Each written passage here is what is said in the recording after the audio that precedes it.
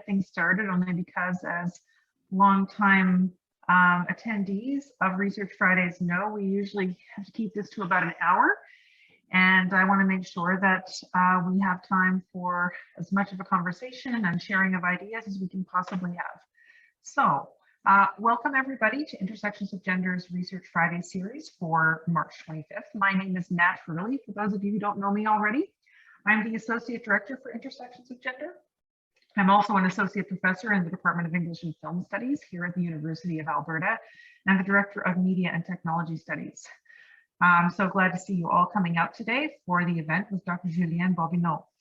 Before I introduce Dr. Bobineau formally, I also want to recognize the conditions of possibility for our work here at the U of A, which is located on Treaty 6 territory and the lands of the Métis Nation Region 4. We work and live on the traditional lands of the Cree, Blackfoot, Métis, Nakota Sioux, Iroquois, Dene, Ojibwe, Saulteaux, Anishinaabe, Inuit, and many others. Like all of our institutions in Canada, the U of A continues to be shaped by the forces of colonialism to the benefit primarily of white settlers. In this context, I consider myself an implicated subject who recognizes that the work of being in good relations to Indigenous colleagues, communities, staff members, and students is very much ongoing. We all have benefited, or many of us have benefited in a lot of ways from the legacies of colonialism. I'd also like to say a little bit about Research Fridays. We imagine this space as a venue for you to share and promote your research and thinking, or even just to host a conversation in lunch hour bite-sized pieces.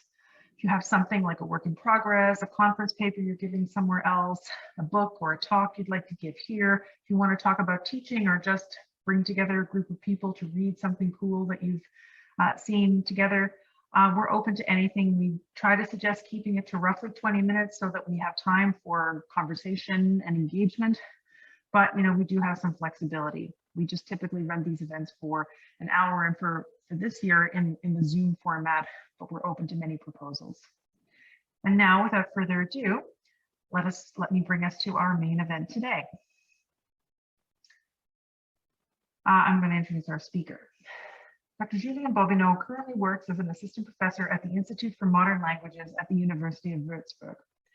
His research interests include the history, literature, and politics and arts of the Democratic Republic of Congo, as well as colonial memory, racism, and anti-colonial movements in Europa, while his habilitation explores hunting ethics and aesthetics in the field of French and Spanish literature during the 18th and 19th centuries.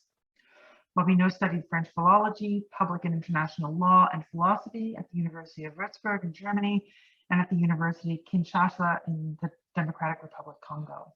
In 2012, he graduated in Francophone Literature with a comparative work on the Afro-Caribbean documentary theater and the Japanese dance theater. In 2017, he finished his PhD thesis on colonial discourses from Belgium and the Congo, which are comparatively analyzed and brought into relation with the representation of Patrice Lumumba in Francophone drama and poetry. His talk today will address histories of colonialism and migration in Germany and France, all of which inform the development of the Black Lives Matter movement in those countries. And allow me now to turn it over directly to you. Welcome to us, and welcome again to Edmonton. Thank you so much. Thank you for this wonderful occasion. I'm really happy to be here. I'm also very thankful for this opportunity to talk about some of my research foci, in fact, the comparison between Germany and France and the post-colonial forms of Black Lives Matter over there. I really have to thank Pete de Vrij, who brought me here as a distinguished visitor. So he's with us in the audience. So thank you so much, Pete. Like I said yesterday, it's because of Pete that I fell in love with Edmonton, in fact. So within 5 days. So the global Black Lives Matter movement, in short, BLM, first, and we all know that, developed in the US, where local chapters were formed in various cities and then spread also, all over the world to Canada, of course, to the UK, but also to Germany and France. So many local initiatives have been united in this kind of BLM network since 2016. And of course, we also know the major goals of BLM movement is the fight against racism in general and also police violence. So the activists do not consider the killings of Black people by mostly white police officer as individual cases, but as an expression of structural racism in the police and also in the European, or let's say Northern justice system. The BLM initiative also advocates for comprehensive acceptance of Black or non-white lifestyles, which is in the view of activists also includes female, queer and transgender people, as well as people with disabilities, people without papers and people with criminal records. With its player for comprehensive pluralism and its decentralized and purely female leadership structure, the BLM movement quite differs from that of the civil rights movement in the 1950s and 1960s, in which Black charismatic male leader took a central role like Martin Luther King or Malcolm X. In the US, the BLM movement is partly integrated into political institutions, which is not so the case in Germany and France a little bit. There's a Black Party in Germany. The activism is mainly focused on society and also academic resistance. So what I like to offer to you today is a white and male, but all the more critical and post-colonial perspective on police violence, racism, and the BLM movement in France and Germany. So the beginnings of protestation against racism and colonial, let's say, taboo goes back historically fine to the 20th century, further in France than in Germany, which is of course also related to different realities of migration and also the striking differences in the colonial histories. So while France pushed colonial expansion early in the 16th and 17th century, especially under Roi Soleil, Louis XIV and his minister Colbert, Germany's colonial phase was limited with some exceptions to the period of the German Empire from 1885 until the loss of the colonies by the Treaty of Versailles in 1990. So even if the German colonial period seems relatively short, Germany was no less brutal colonial power. You see here a picture from Namibia, and not only Namibia, were like genocides at the beginning of the 20th century, in which over 500,000 people from the indigenous population, according to some serious historical estimates, died during the so-called Herero and Nama uprising resistance or the Maji Maji protest in Tanzania. So the Herero Nama was in Namibia. France, in the meanwhile, occupied almost all of the West Africa, plus Indochina and parts of the Caribbean, where people were oppressed and, of course, also exploited. So both states profited also from the transatlantic triangle trade, so the what we call in science Black Atlantic. Today, with all its consequences, France was, of course, a maritime center at this time, especially in Nantes, Bordeaux, La Rochelle, and Marseille. Meanwhile, in Germany, the players become rich, more hidden in a way as merchants or financiers in the so-called German hinterland. So they were not directly implemented in the slave trade, but they give the money and they earn some money with it. So the Black Lives Matter movement in Europe is ultimately about recognizing this history of exploitation, exclusion, and marginalization, much like the original movement in the US. But not only that, it is also about the acknowledgement that Black people belong to Germany and France just as naturally as white people with blonde hair, or even without hair, do so.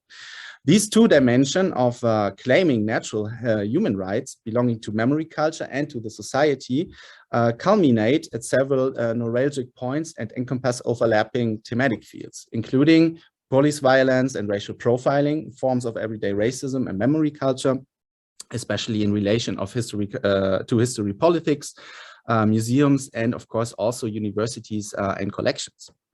So today I would like to offer you a quick overview of these points and themes, first in France, then in Germany, and the conclusion will be like a final comparison of these observations.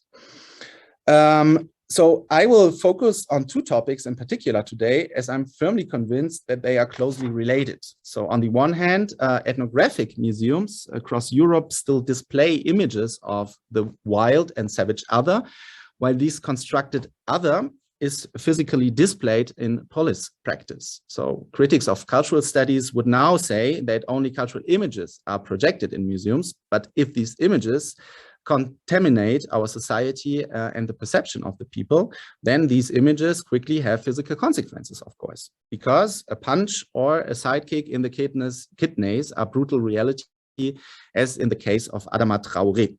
But let's start a little bit further ahead. So during the so-called Trente Glorieuses, the glorious 30 years after World War II, when France experienced a large wave of immigration from the Maghreb and from Africa, sub-Saharan Africa. So police violence played an important role in this from the beginning, still visible as a legacy of brutal colonialism during especially the Algerian War, which is today still a big traumatism in France. The conflict situation also came to head with the rise of the extreme right-wing party Front National under Jean-Marie Le Pen in the 1980s. So the increasing social exclusion of the suburbs, whose inhabitants are mostly from the Maghreb or mostly black, caused strong conflicts, including stigmatization and discrimination. So there were a lot of initiatives founded in the 80s and in the 90s, among them probably the best known SOS Racisme. So the Le Pen party, which is now led by Le Pen's daughter, Marine, is now known as Rassemblement National, but is still, is again celebrating great electoral successes. So in the meantime, the situation in the suburbs in France is becoming increasingly dramatic, also because of the consequences of the corona pandemic. There is one wonderful film on this, predicting, in fact, and anticipating what is happening now from 1995, which is called La Haine, so hate. So it's a recommendation for all who does not know about the film. But the case of A Trauri was about to change everything. A Trauri is an incisive symbol in the fight against police violence in France and caused widespread public protests. So the 24-year-old whose parents are from Mali, died in July 2016 during an arrest by the gendarmerie, the French police forces. So he had escaped an arrest before being apprehended in a car chase. He died 2 hours later in the barracks in the small town of Perzan in the Ile-de-France region, so nearby Paris, about 60 kilometers in the north of Paris. There are neither witnesses or video recordings of this case. The only information comes from the 3 gendarmes, the 3 white police officers present, and from the result of an autopsy. So according to this, A Trauri could have been pushed to the ground by the security forces during his arrest, similar to George Floyd, in order to keep him quiet.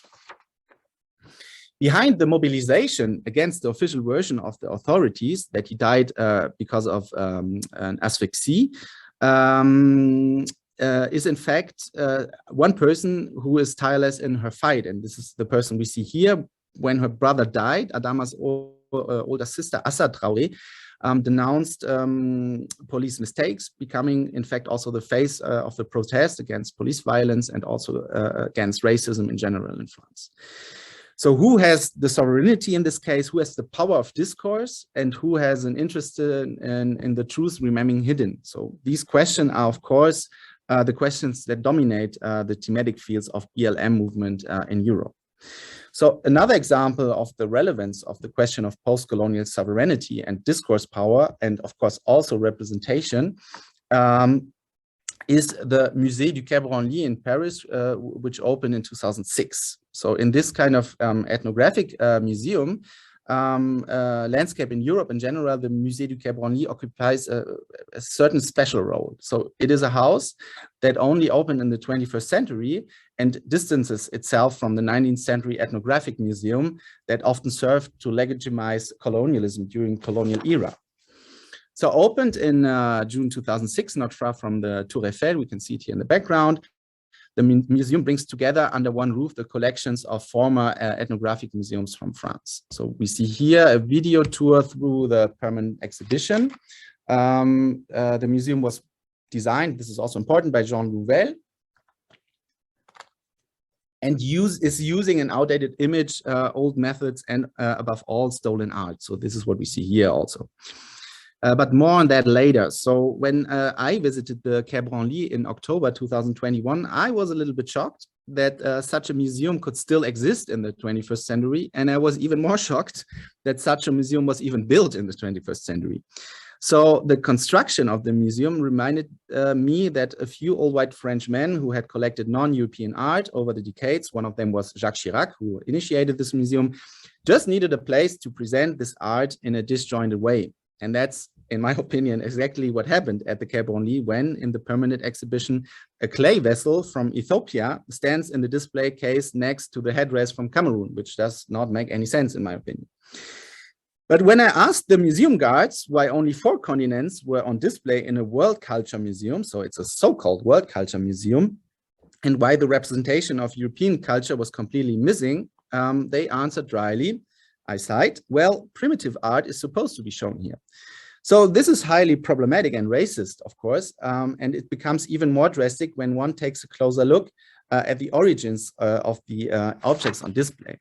So we all know about the restitution debate going on, where French President Emmanuel Macron asked the economist Fabien Sarr and Bénédicte Savoy, art historian, to work on a report on the collection situation in European museums, or many in French museums. And in fact, the resume of this report is that the most part of those objects displayed in European museums are looted art. So what does the Ethnographic Museum have to do with the case of A Trauri? That's an interesting question. The basic concept of the Musée de Quebe, a relic of long gone times of European colonialism and racial mania originating in the 19th century, contributes to the construction of post-colonial images of the foreign other. So the museum wants to maintain this colonial divide, whether consciously or unconsciously is irrelevant here, and establish a purity, a so-called classificatory plurality with a paradigm of our European and developed art versus the foreign other and primitive art. According to the motto, the primitive, savage, underdeveloped, that does not belong to us. So the Ethnographic Museum can only function through this exotizing view of the other and is supposed to strengthen one's own white European identity by distinguishing it from other cultures. Here you see Fabien Sarr, Bénédicte Savoy, and Emmanuel Macron on the right side, who was in fact the first French president who was born outside the colonial time, so after the decolonization. So if we now apply this cultural essentialism to the case of Adama Traoré, and with it to thousands other cases of racist police violence and racial profiling, it becomes, of course, clear what the colonial divide leads to. Exclusion, marginalization, racism, and the Geidel principle, you are not white and you do not belong to us. Of course, it is short-sighted to construct the causal chain as follows. The policeman, you see here 2 examples, goes into the Ethnographic Museum and walks out a racist. That would certainly be too undercomplex and would neglect other forms of racism of our time in schools, universities, politics, business, and of course also the media. But it is, after all, cultural institutions and cultural images that shapes and influence directly or indirectly the spirit of society, and even here the police.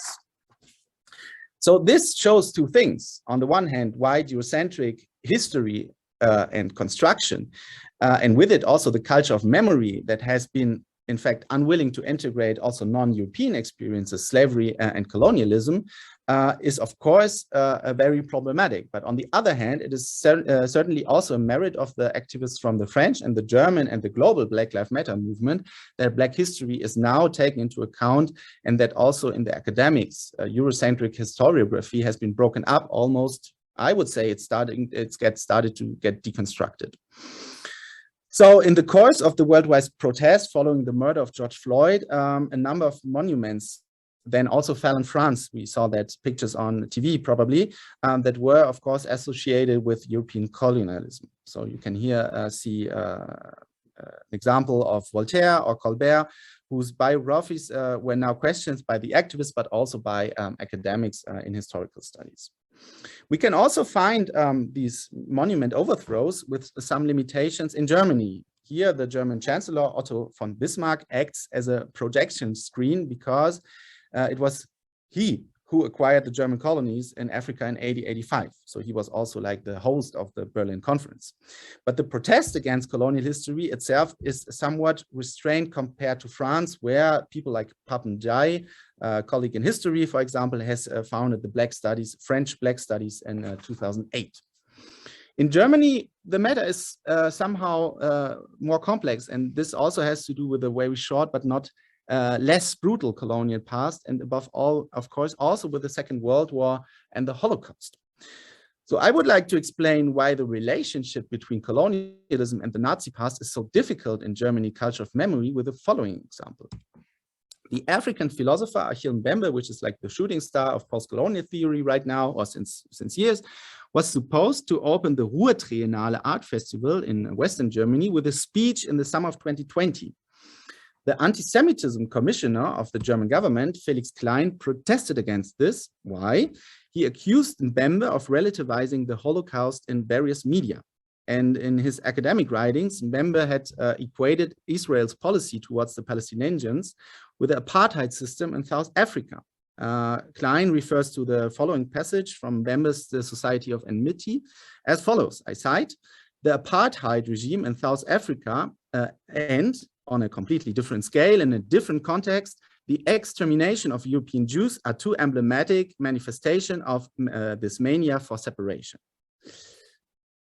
Reason enough for Klein to accuse Mbembe of anti-Semitism. And being called an anti-Semite in Germany is like being called a communist in the US in the 1960s or being called a Democrat in Putin's Russia today. What becomes clear here is important. In fact, the commemoration of the Holocaust is dominating the discourse of memory since the 1950s and leaves little room for other memories. Of course, the memory of Holocaust is very important in German culture. This is, of course, not the question. But there was like a first historians dispute in Germany in the 1980s where historians discussed whether other persecuted groups during Holocaust, such as Sinti Roma, people with disabilities or homosexuals, should also appear in Holocaust memory alongside the Jews who were killed. And there's right now a second historical dispute just beginning, which attempts to revise the singularity of the Holocaust against the backdrop of experiences of violence in the colonies, for example, in the genocide of the Herero and Nama or the Maji Maji resistance in Tanzania. So Afro-German actors have been engaged in this struggle for representation and attention since the beginning of the colonial era, but an organized Afro-German, how we call it, movement only developed in the 1980s. So the work Farbe bekennen, I translated Afro-German women on the trails of their history, afrodeutsche Spuren auf den, afrodeutsche Frauen auf den Spuren ihrer Geschichte, by Katharina Oguntoye, Maya Amin, and Dagmar Schulz is generally regarded as the opus magnum for the question of identity of Black people in Germany in general, but of Black German women in particular. So since then, Black people in Germany have organized themselves in various institutional associations, such as the Initiative Schwarze Menschen in Deutschland, a Black People in Germany initiative, to raise awareness of the issues of colonialism as precursors of the BLM movement and have led to an institutionalization of German protest. Another, albeit negative milestone of the Black anti-racism movement in Germany, and still the basis for widespread protests, can be dated back to 2005. Here, Uri Jalo, a Black asylum seeker from Sierra Leone, burned to death in prison cell in Dessau in Saxony, in the eastern part of Germany. So according to the responsible investigators, Jalo, who was bound by his legs and his hands and lying on a fireproof mattress, set himself on fire. But all of Jalo's personal belongings were taken from him when he was taken to prison, so it was impossible that he possessed a lighter.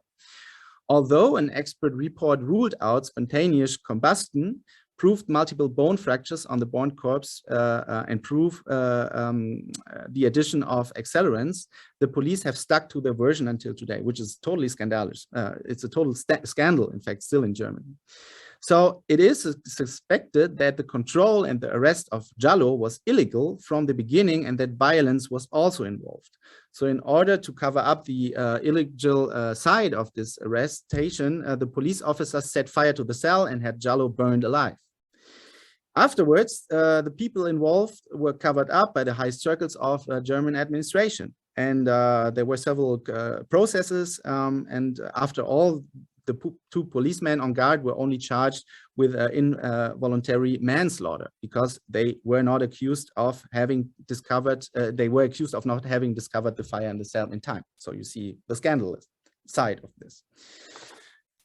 So then there are other scandals because the evidences then afterwards had been contaminated with foreign DNA traces, and there were fibers in the meantime, while the court in fact suspected that the lighter had been deposited at the crime scene after the fact of burning. So, however, the memory of Jalo and the protest of Black activist circles has remained, and the initiative, which you see here on the right side, Break the Silence, has been organizing annual commemorative marches since 2005, and has also been an active member of the BLM network in Germany since its foundation in 2013. So, the post-colonial critique of German movement also comes with other areas of colonial divide besides racist police violence, as we saw in the case of Jalo, which is very comparable to A Trauri. And this is also shown by a look at the current debate about the restitution of African cultural objects in the Berlin's Humboldt Forum, a new ethnological and ethnographical museum opened in December 2020.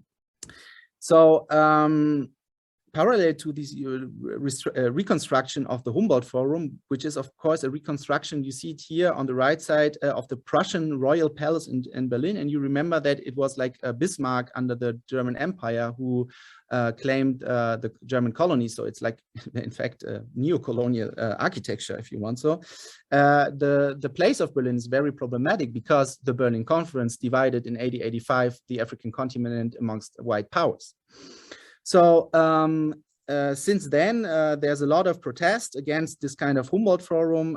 Here we see activists from the initiative No Humboldt 21 that criticize, of course, also the exotizing methods and displaying of looted objects and stolen objects in this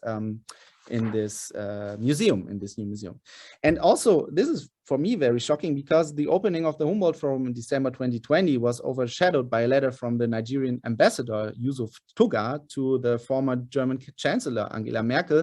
And the ambassador demanded the return of the so-called Benin bronzes, which you see here on the poster held by this man, the centerpiece of the new collection. And it is proven that were looted in 1895 by British militaries, British soldiers in the Edo region of Nigeria. But even this letter to Angela Merkel did not stop the museum's management, and this is something I find totally shocking, from displaying the pieces in the permanent exhibition. So the Black critique is, of course, not only about the objects itself. You see here like an inside in the building, but the critique is, of course, about the cultural symbolism associated with looted art objects from Africa, and of course also with this arrogance, which is shown in the Humboldt Forum. So on the one hand, we have the lack of willingness to engage in dialogue, and on the other hand, we have the unwillingness to deal with their own colonial past.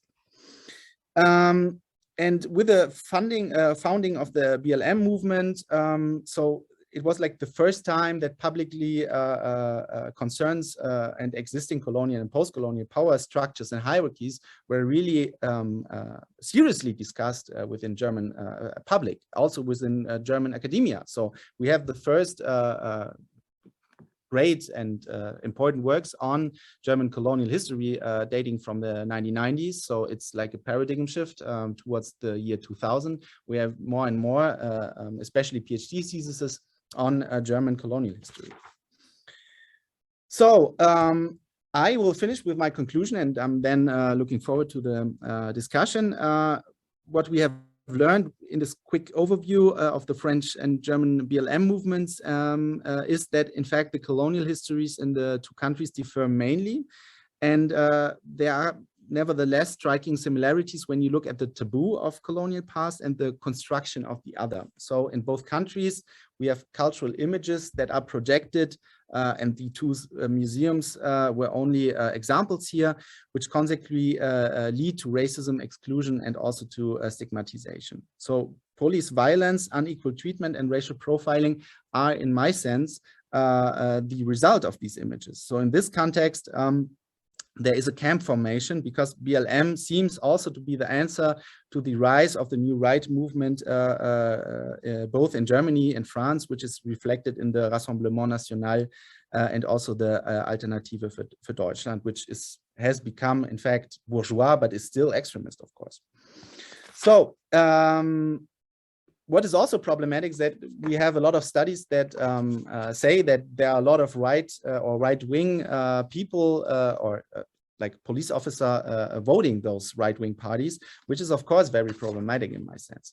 So I can also confirm this from my own experience, as I have given regular training seminars to the Bavarian police since 2019, and also have been involved in modules for intercultural skills. So if you are interested, we can also talk about this during the discussion.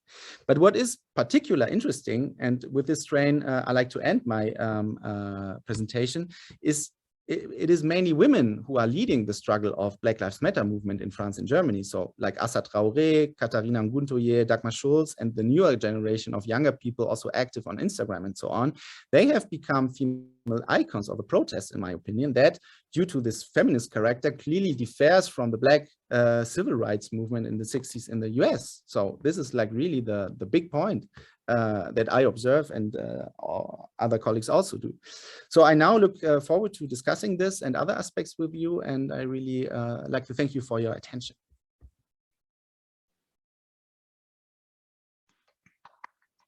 One set of hands clapping, Julien. Sorry about this. It's harder to get the kind of the thunderous applause at the end of such a talk in Zoom. But what a fascinating set of questions that you're asking here, and I already see hands about to go up. Just give me a second here. I want to make sure that everybody knows how to access. So you can, in fact, raise your hand, and I'd be very willing to unmute you as part of the Q&A. You could also type into either the chat or the Q&A, and I can represent your question to the group. But I do see already we have a couple of hands, or at least one hand up, and it looks like Pete would like to kick us off. So I'm going to allow you to talk, Pete. I don't think it means your camera comes on, but it certainly means that your microphone comes on. So please take it away. Oh, maybe you can't turn your camera on. Unmute. Do you hear me? Yes, we can. Thank you so much, Julien, for this fascinating talk. I'm going to ask you a question that we talked about yesterday afternoon when we stood in front of Alberta History, which is that famous painting in the library, which really sort of, I've got my knickers up about.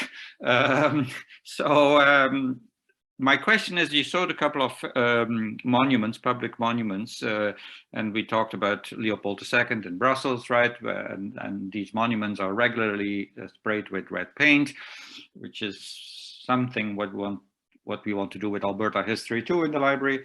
What do you suggest? Do you have any suggestions yourself of what we would do with these monuments? I mean, you can be as drastic as you want. Up to you. I think it's a safe space here. So, so in my opinion, the answer is very simple, in fact, to this important question. So I would not deconstruct these kind of monuments. Of course, colonialism is only one part of Bismarck, and this is of course relativism what I'm doing here, but I want to figure out another argument because Bismarck of course is also known for bringing a social assurance system to Germany and so on. But what I find interesting is to give a new context to these monuments by letting post-colonial artists work on those monuments. So this is also something I would suggest for the I don't even find an adjective for this building for this painting in Alberta's library. Sorry, disgusting is not the right word. Shocking is in fact the best word. So to let in fact post-colonial artists do a representation, a reinterpretation of those monuments, so that are still visible in public. Because if you tear down a monument, you will also tear down from the public memory, and this is also the wrong question, or the wrong way, in my opinion, because colonial history still needs to be present in public debates. And this is something that we can do, is to give like a new meaning and an actualization of meaning to those monuments by, like I said, let post-colonial artists doing their work on this. Thanks. Thank you, Pete. Thanks, Pete. We have a second hand from Robert. I'm going to allow you to talk now, Robert, and you can take it away. Hi, Julien. Really appreciate the talk. I guess my question is, since the Black Lives Matter movement, we've seen a big push in, America and Canada for inclusion and representation in a positive way, away from like the stereotypical things that you'd see on TV and in media. And I know there's a big push in Alberta and education for inclusion and representation in curriculum. Like, are we seeing those same types of things in Germany and in France?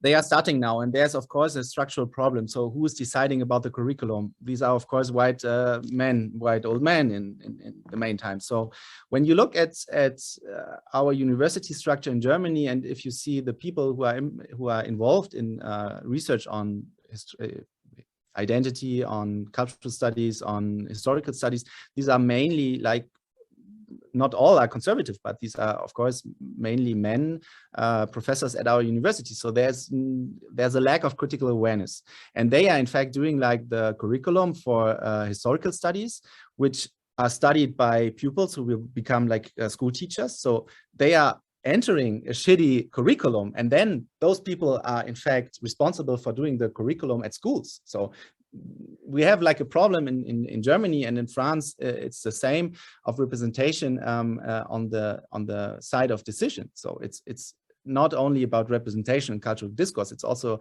about representation in politics and on the level of decision makers. And this is something that is highly problematic. It's discussed in Germany, of course, it's discussed in France. And if you have a look at the curriculum, for instance, at high schools in Germany, you will be shocked. Was that quite the answer to your question, Robert? Yeah, I appreciate that. I was just, something is really on my mind. Thank you. Okay, thanks. Thank you, Robert. We have now a question from Nazrat. Please.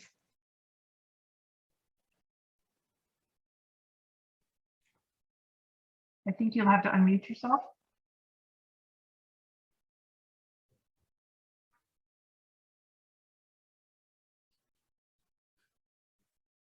Nazrat? There we go. Looks like you're unmuted now. Please go ahead.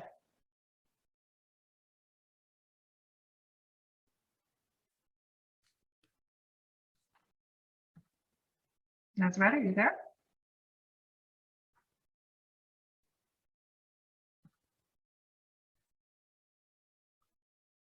So otherwise, perhaps you can type your question in the chat. Yes, if this isn't working, if you type your question into the chat or in the Q&A.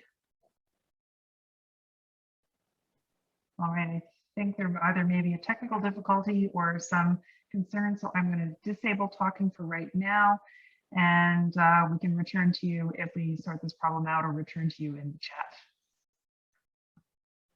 So I just take the occasion to thank there are some German students and also some German colleagues like Sandra. I saw Sandra, to welcome them warmly. I'm very glad you made it here virtually. I have a couple of questions. Usually can be counted on for a question, as people who come to these events know very well. I only want to say from the outset, there was a little miscommunication between us and Julien about the length of the talk today. So I suspect there's a lot of material that he didn't get a chance to cover. So I hope we also then have a chance maybe to give him to fill in some of these blanks. And just a couple of threads that I noticed as I was listening to your super engaging and interesting talk. One seems to be an argument about not just the function of these kind of statues in public that are memorializations, but the work that happens in museums alongside of the work of memorializations. And I was wondering, I'm thinking of a comment you made in the context of the Chirac initiated museum, and you said that the art objects have been randomly kind of assembled without, and I think that what if I heard you correctly, one of the arguments you were making was about the fact of the possession of this art as an indication, as a kind of legacy of colonial history. And I'm trying to think, so is there a context that you think, and maybe this is an echo of Pete's question, is there a context in which the arrangement or the organization of art objects or images could counteract, be a counter memorial to the colonial history? Or is the fact of possession so overriding a symptom of colonial history that that somehow becomes an impossible thing to stage? Do you see what I mean? And in other words, could the museum be done differently or better? Or are we just dealing with the brute fact that the art needs to be given back? So to be honest, my position is that we should tear down ethnographic museums in the 21st century. So there's no way, in my opinion, because of course the origin of them is in the 19th century, and of course ethnology and anthropology as disciplines derive from them, or in fact they developed together with each other.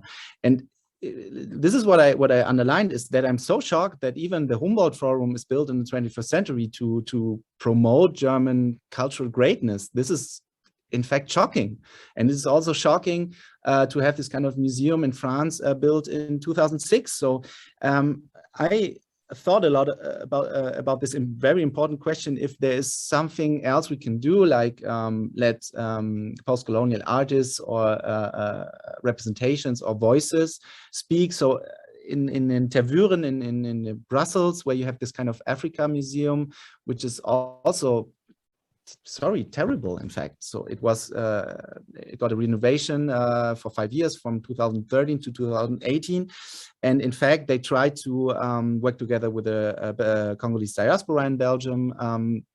They tried to work together with colleagues from museums in Congo, but this is of course always paternalistic, because the decision makers are of course white Belgian people. So this is the main problem. So there is in fact one country where we have more critique, and where we have also more progressive leadership in decision making, is the Netherlands.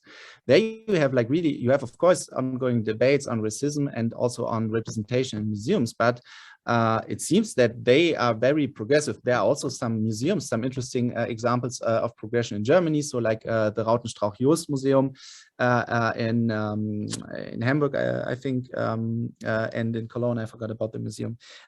In fact, what they do is, of course, to consider the oppressed voice and not to consider the European voice. So they invite mainly African artists to express themselves. They invite African curators to express themselves. So this is, of course, an opportunity, and this is a possibility to rearrange the ethnographic museum. But in my opinion, the ethnographic museum that we see in Humboldt Forum, that we see in Paris, Cameron-Lee, is not feasible anymore. This is just what you call Wunderkammer. In fact, it's just like, look, we have so wonderful objects, and they are so it's so exotic. It's nothing else.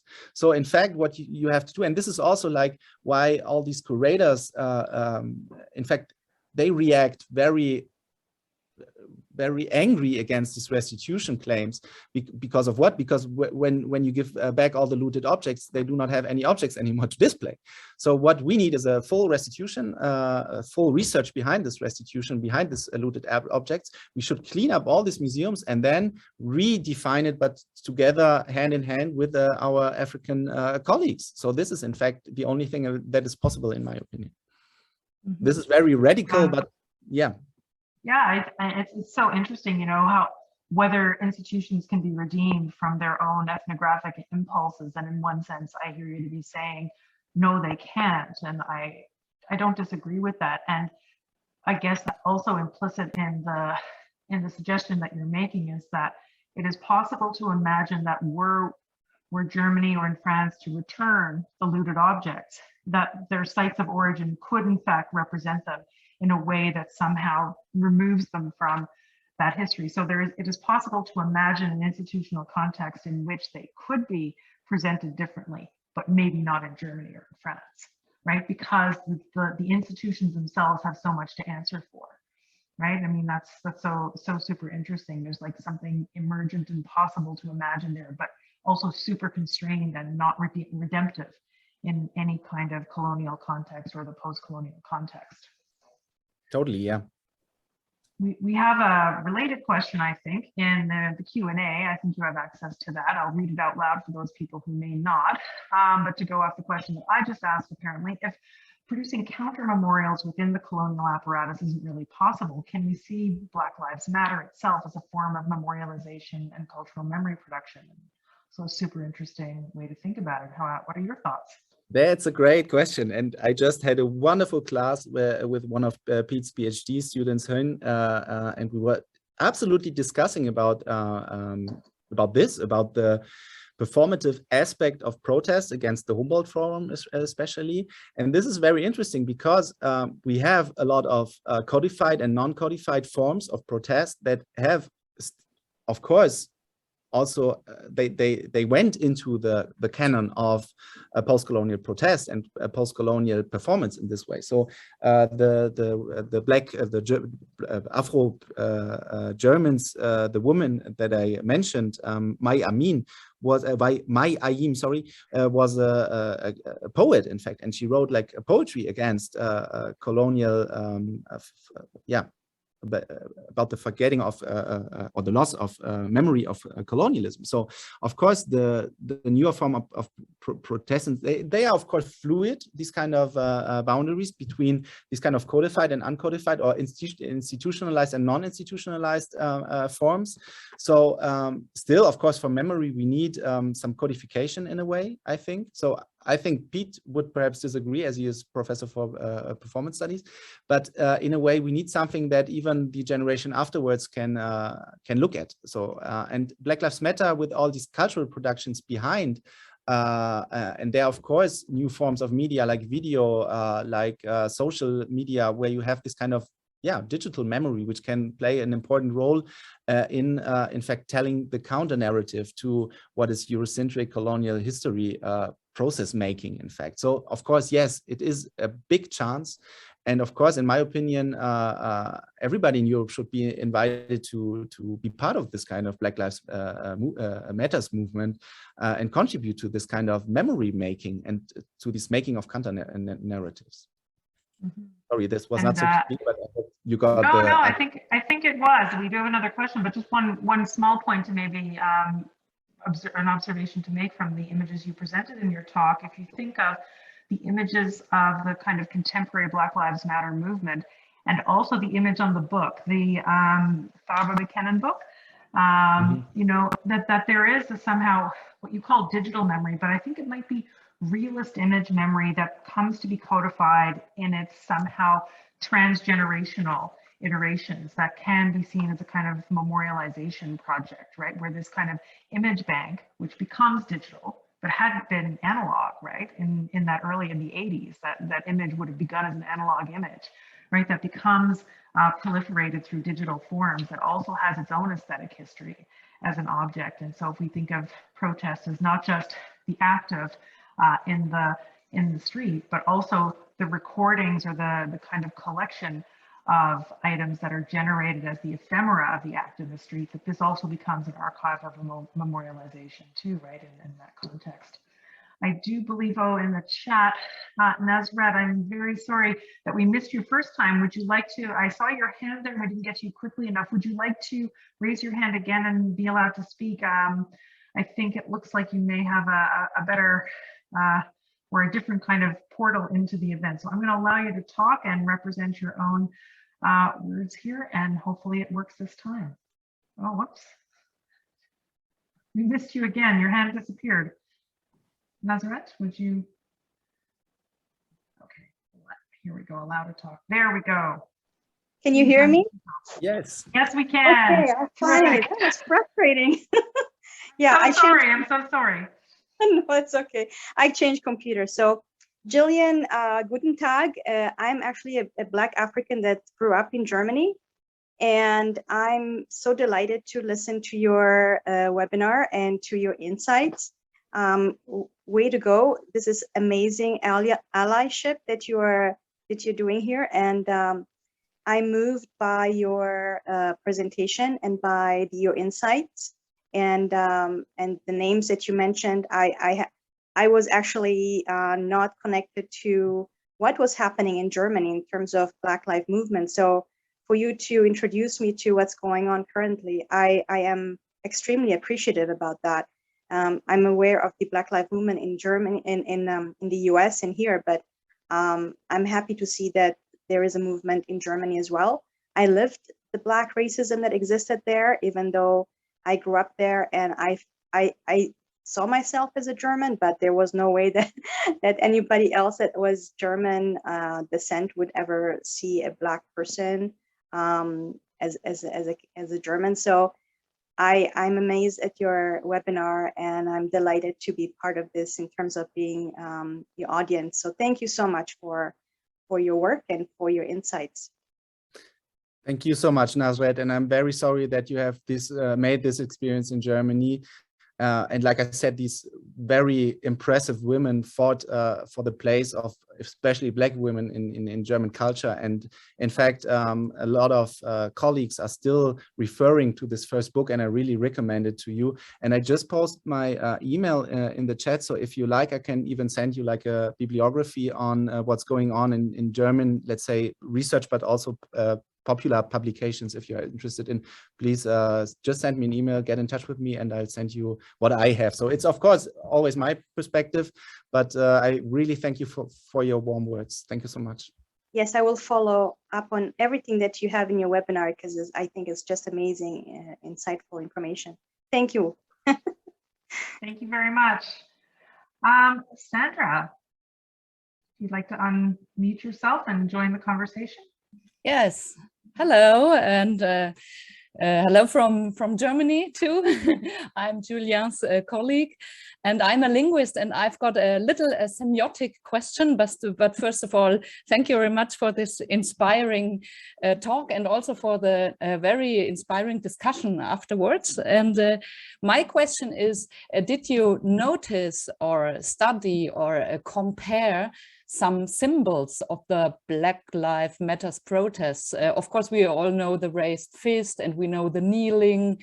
And I noticed on one of your photos in the presentation, I noticed a Black man with a meter rule, in German, a Zollstock, in his hands. And yes, this is why I asked this question. Can you tell us something about these symbols?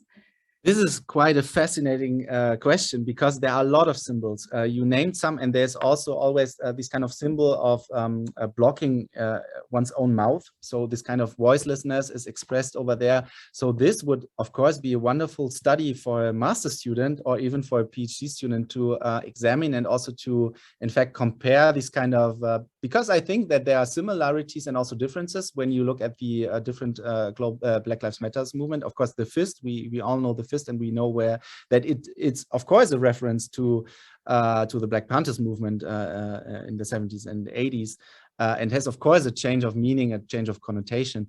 But what would be very interesting is also to look at feminist signs of protest and feminist semiotics, and also feminist meanings within these kind of new and totally inspiring Black Lives Matter movement. So yeah, so let's talk about it during a coffee break next week when I'm back in Würzburg, Sandra. Thank you for this question. Oh yes, I'm looking forward to this. Okay. Great. Thank you very much for that answer. Thank you so much. And Vicky, please.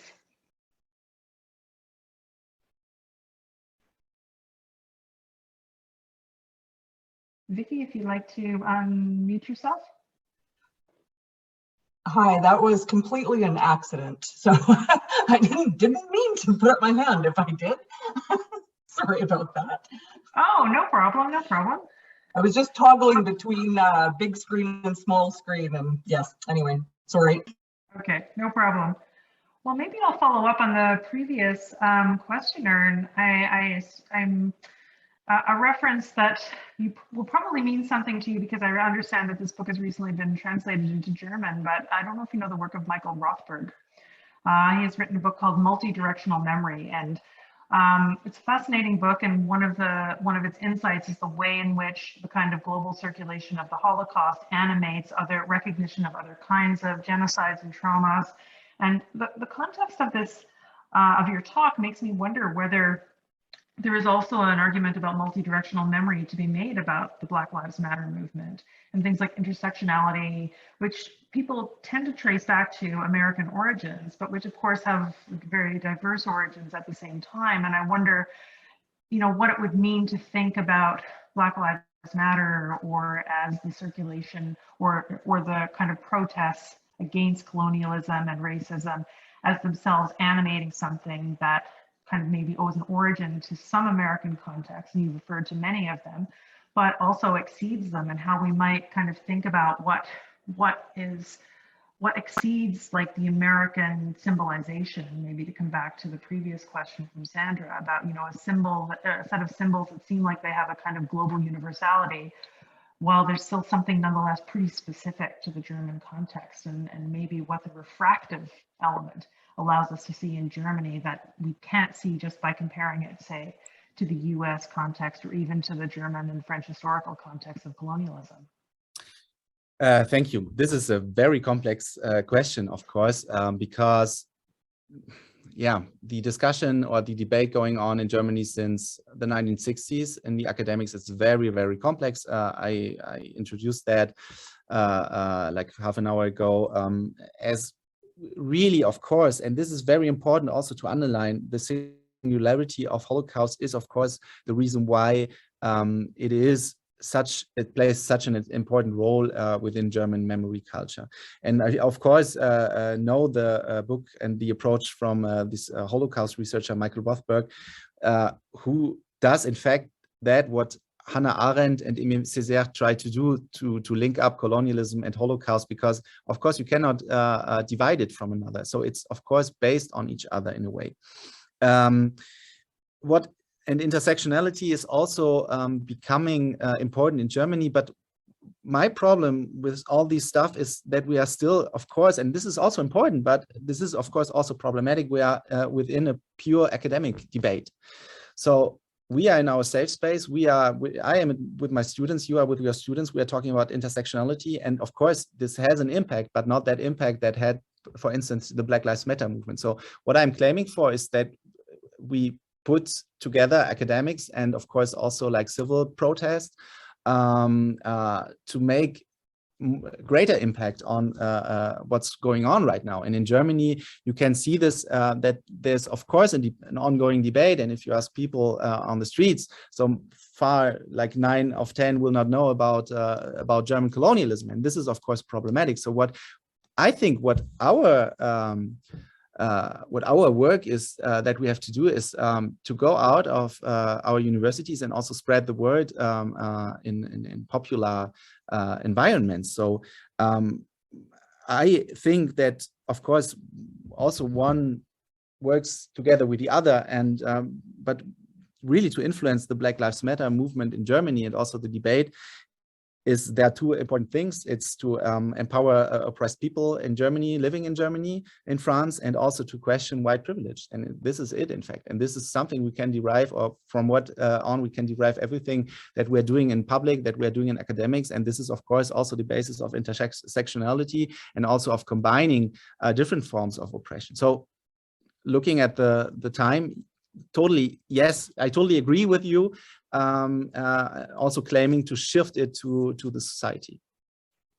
Well, and I do see Pete's hand up, but I think you probably will have an opportunity to say more to Pete. And I will only observe that one of the ways in which, you know, this little university initiative, Intersections of Gender, has been very successful is actually through a venue like the Research Fridays, which historically we've had people from well outside the university, all across Canada, internationally, and we're finding, in fact, that there's a great demand for a framework of understanding of intersectionality from community activists, Black community groups, service organizations, and even governments, and that it's not just in fact, the university is an incubator for this, but there's a greater demand for the university to do more, in fact, than it has historically done. And that demand comes from outside, more even than from inside sometimes. We're really pushing people and pushing the envelope with some of these conversations. So your remarks today may well reach that broader audience that you're actually seeking to find. And this is one of the ways that we've demonstrated to be successful. So we're very grateful for you. We hope that this reaches further than you might have imagined, and that we are not just talking to our students and ourselves in the academy, but really trying to kind of register that impact that I think you're also trying to describe for us outside of the academy. So we're very grateful that you could join us today. I do see we're at time, and I don't want to keep everybody too long past, but if you want to say one last thing or anything, please. I'm fine. I'm so happy to have had the opportunity to talk here, and I really like the format here. So thumbs up for this kind of discussion and debate also outside of the academic world. So thank you so much for having me here and for giving me the opportunity. Thank you so much too. Thank you to all of our guests for coming and listening today. The recording of this event will also be available to the Intersections of Gender website if you'd like to come back later and have a look or tell your friends. And Julien, I hope you have a wonderful rest of your trip in Edmonton. And everybody, I hope you have a lovely Friday and a fantastic weekend. Thank you very much. I see the thank yous all rolling in through the chat as well. So feel the love, and thank you, everybody. I'll call it here and have a good day. Bye-bye. Thank you.